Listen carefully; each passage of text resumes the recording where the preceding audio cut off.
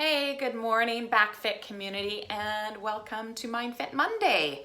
How is everybody doing out there? I'm really eager and excited to talk with you today. I think we can all agree that there really has never been a more important time to focus on our health. And what I want to share with you today is what I believe to be one of the most important concepts when it comes to optimizing our health and well-being. I want to talk to you about the very powerful connection between the mind and the body, and to really look at and examine the role that stress plays in our overall health and well-being. There are so many layers to the stress and anxiety that people are feeling out there right now. There were stressful situations in our lives before this COVID crisis occurred, and now you layer on top of that new stressors and heightened levels of uncertainty. And there's a lot of people dealing with very high levels of stress. So it's so important that we really pause and take a look at the effect that stress has on our health. Because I know this for sure. Even if you are eating really well and exercising really often, if you are in a constant state of stress, you cannot be moving toward optimal health and well-being. So let's first take a look at the relationship between the mind and the body. There is an emerging science called epigenetics, and epigenetics studies the effect that the environment has on the expression of our genes. And epigenetics shows that genes can be upregulated or downregulated, meaning turned on or off, based on the demands of our environment. Dr. Bruce Lipton explains our genetics as a blueprint. And from that blueprint, there are 30,000 different variations that can emerge depending upon the demands of our environment. And more important than the environment itself is actually our perception of it. It's the thoughts, emotions, and intentions that we manifest in our bodies that create our physical reality. I just want you to think for a minute about the genuine miracle that is your body. It's a symphony of over 70 trillion cells functioning under the direct control of the master system in the body, the nervous system. Our nervous system is constantly carrying messages from the brain out to every cell in our body. It's so important that we pay attention to the messages that we are sending our body. Okay, this is rooted in science. The thoughts and emotions that we have create a physiologic change in the body. Dr. Deepak Chopra, who is a well-known author, speaker, and a leader in mind-body medicine, he articulates this concept perfectly. So I just want to read to you a quote from Deepak Chopra. He says, "As human beings with conscious awareness, we are the only creatures on the planet who can change our biology through our thoughts, emotions, and intentions. Our cells are constantly eavesdropping on our thoughts and being changed by them. The slightest shift of mood is being picked up by every cell. Thoughts turn into matter. What we think catalyzes a change in our bodies. When we are anxious, depressed, frightened about the future, or worried about the past, we send our body messages that cause it to transform in an instant. On the other hand, if we face each moment with present moment awareness, enthusiasm, passion for life, optimism, and an openness to all life surprises, then we send our body a completely different, positive message, one that supports balance and healing." So let's look a little bit deeper at the stress response. What is it that creates stress, and how does that show up physically in our bodies? So when we are in a state of stress, our body releases stress hormones like cortisol to prepare our body for a fight or flight situation. And so when cortisol levels are elevated in the body, our heart rate increases, our blood pressure increases, our lungs take in more oxygen, And then other systems in the body are suppressed. So our reproductive system, our digestive system, our immune system, those become suppressed when we're in a state of stress. Now, one of the major concerns with chronic stress is that cortisol is responsible for the body's inflammatory response, for controlling the inflammatory response. But when we have a heightened state of cortisol for a prolonged period of time, in other words, we're in chronic stress, our body, our immune system actually becomes increasingly desensitized to cortisol, meaning it doesn't react or respond to cortisol in the same way, which allows the inflammatory response in the body to become out of control. Now, this is a real concern because we're realizing more and more that inflammation is the hallmark of many chronic diseases such as cancer, heart disease, diabetes.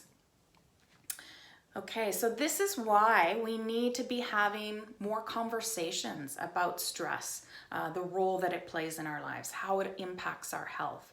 Because when we start to recognize what creates stress, we start to recognize what triggers us, how our bodies respond in stress, then we can actually have the power to start to shift the way that we respond to stress. Eckhart Tolle, who has written many books, The Power of Now, A New Earth, he said something about stress that really struck a chord with me and that I want to share with you today.